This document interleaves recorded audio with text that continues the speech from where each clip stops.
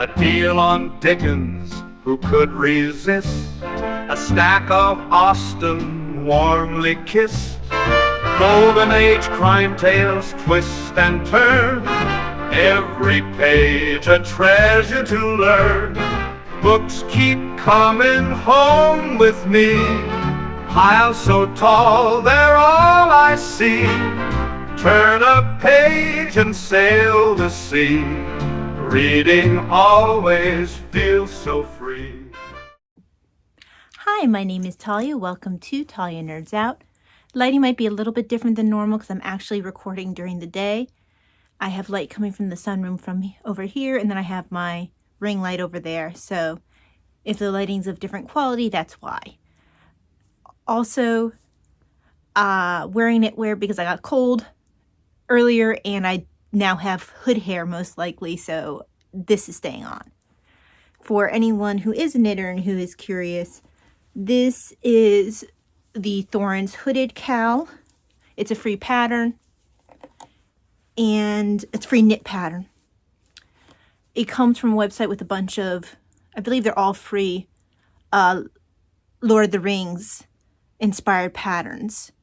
So if you look up Thorns Hooded Cowl, you'll be able to find the other patterns. I believe they're crocheted ones as well, and they're all, like I said, Tolkien themed. And then this is just poncho that I knit a long time ago. So that's just for anyone who's a knitter who might be curious. I was just making sure my water was down there. Okay. So I'm not sure how many of these videos I'll be able to get done. I was hoping to just knock out one or two before my family came home from eating. So, because I don't leave the house, I'm basically housebound. But this video is just sort of a review of what I plan to read going into March. And probably quite a few of these books are going to hold over into April as well. The first one will not be going into April.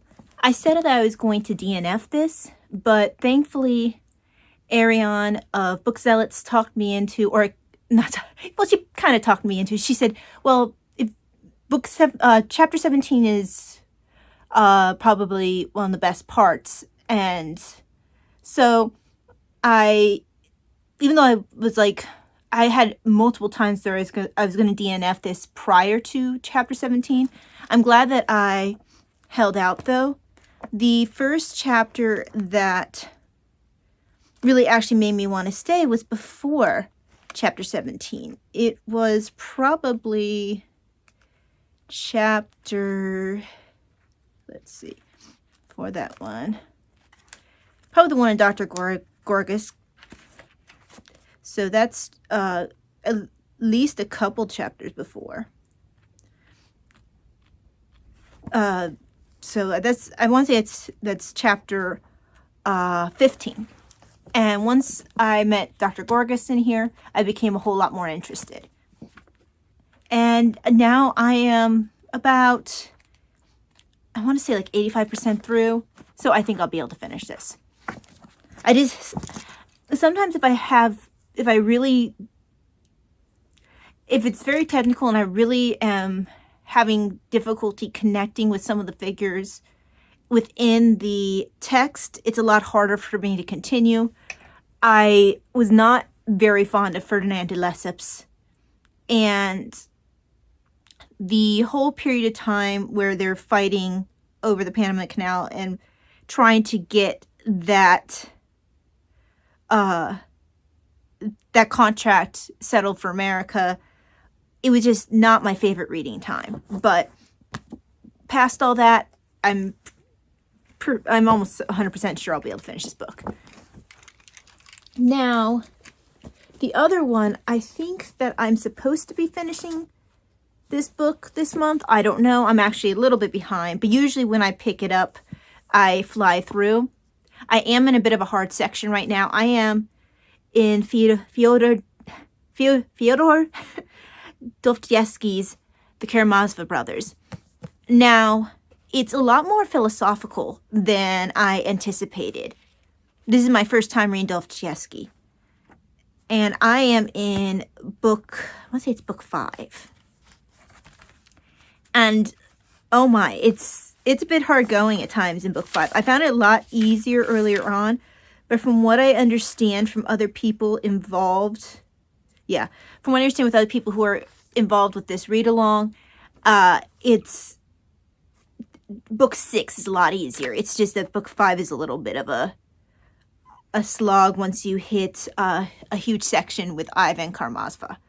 But I'm looking forward to getting past this book. I'm not far before I can start book 6 in here, so I'm looking forward to that.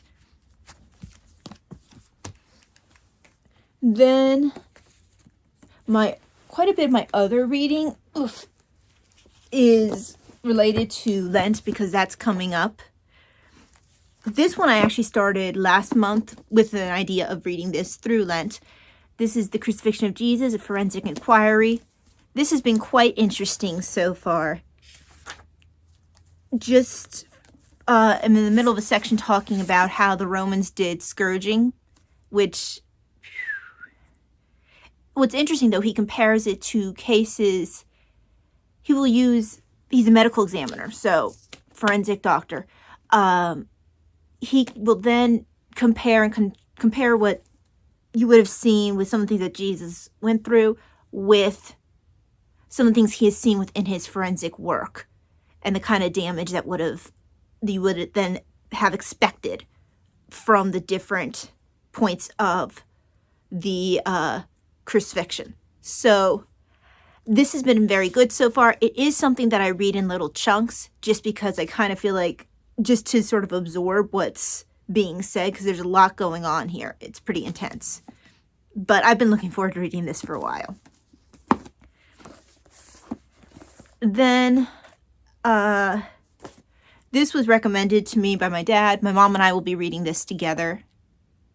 Well, technically we're reading most of our Lent books together, except this one. There's no way she would be at all able to do this one.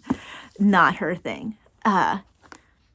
This one my dad recommended, and for the past month or two, he's been bugging my mom to read this, even though we said we would start it for Lent. So she and I will be reading this together. We actually have we created a story graph buddy read for it in case we have something to say and we are afraid of forgetting it before we see each other. Now, this one is, I actually need to do another part of this one. Media fasting. Honestly, I want to get a little bit more focused, because I know that it's not even necessarily the booktube area of YouTube that's a problem for me. It's other areas of YouTube, and I'll just fall down this black hole where then I'll look and be like, where did all my reading time go? Honestly, I'd feel a lot better if I had spent that time over in booktube than in like other areas that are just like wasting all my time away. So going to make use of this to help myself get a little bit more focused. Sort of a fasting challenge from certain areas of media, so I can be more focused and mindful in what I'm doing. Then this one here, let me put that down. This is one that, so my mom and I are reading this at the same time, but not in the way that we do our weekly reading together. So these two are we're reading it together, but it's together but separate. This one is more in line with what we've started doing since, I want to say we started in December, where we will pick a book, generally one religious, and then so far we're leaning more towards classics for the second book. And once a week for each book, we'll read aloud. Each of us will take a part and read aloud, and then we'll discuss. And this was a format that I had pilfered from a book club I had via Zoom for To Kill a Mockingbird that someone else ran. So we pilfered this format, and we had done, we're still doing one on Hercule Poirot's Christmas. And then it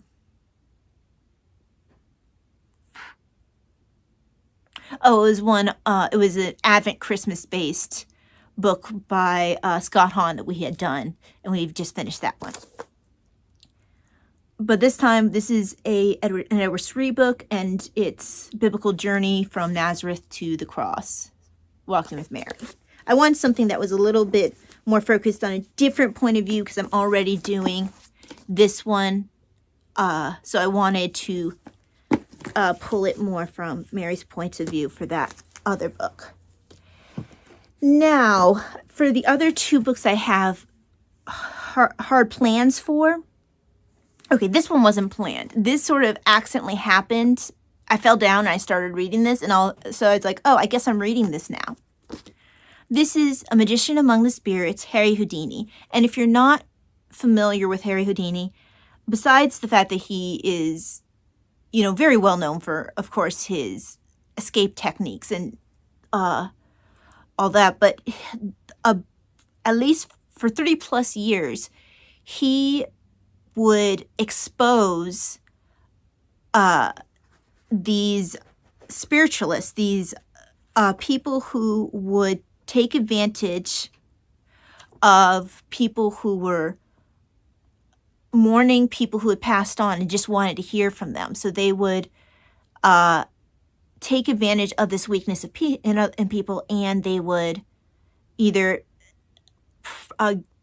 charge exorbitant fees, or they would actually, there was a case I just finished reading where the guy would literally steal the jewels. The spirits would make the jewels disappear, and if he was caught with them, well, an evil spirit put it in his pocket, of course.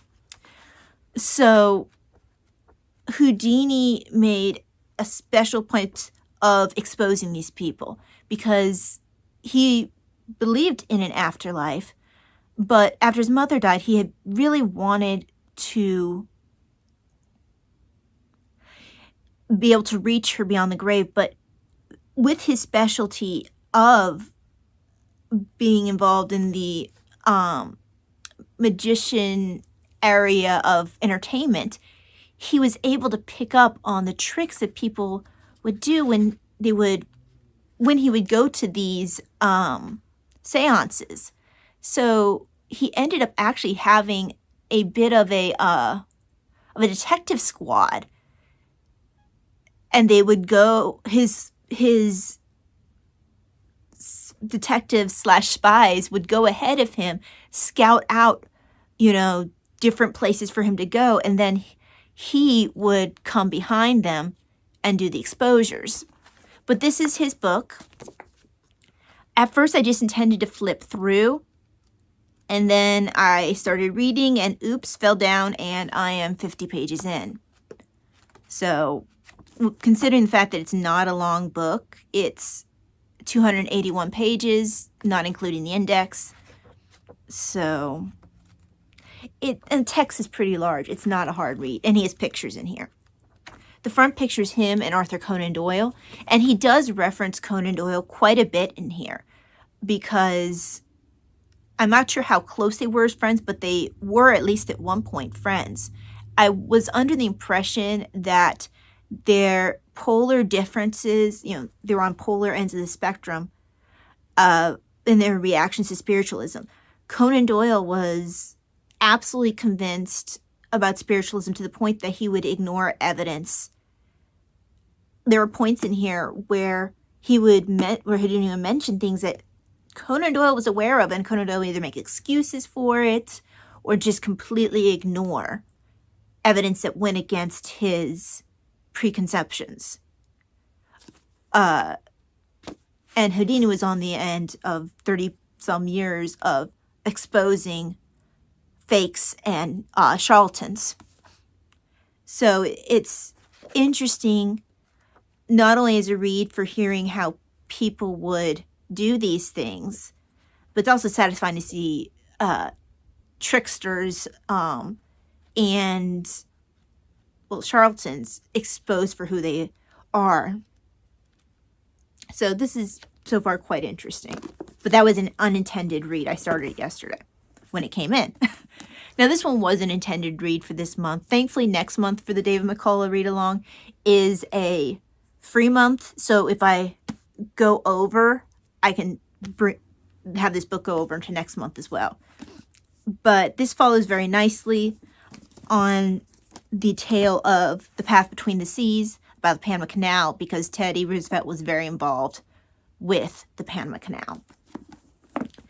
Other than these books that are definitely planned, sorry, I'm trying to lift this whole pile up and put it back up here. Okay.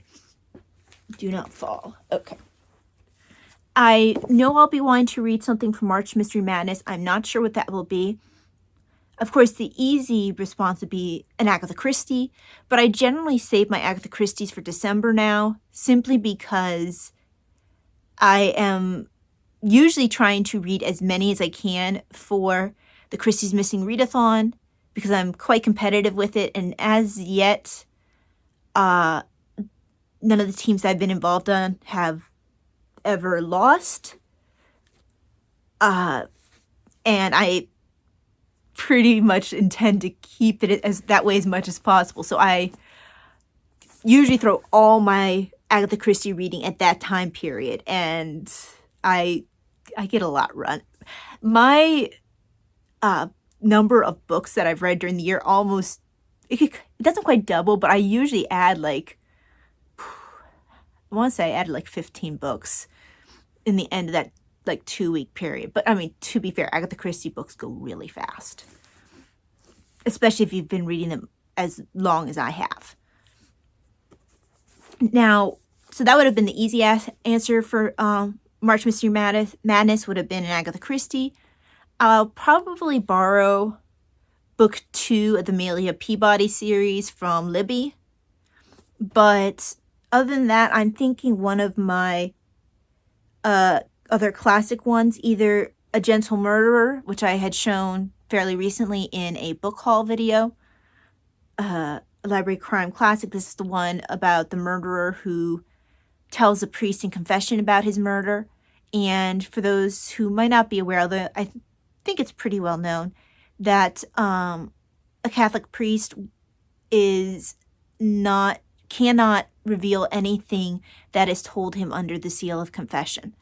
So it puts the priest in a very difficult position, and he is trying to find the murderer on his own, probably to try to convince the guy to turn himself in. And at the same time, so that he's doing it on his end, and you have an inspector on the other end trying to find who's done the murder, but without knowing who it is. So I might read this one.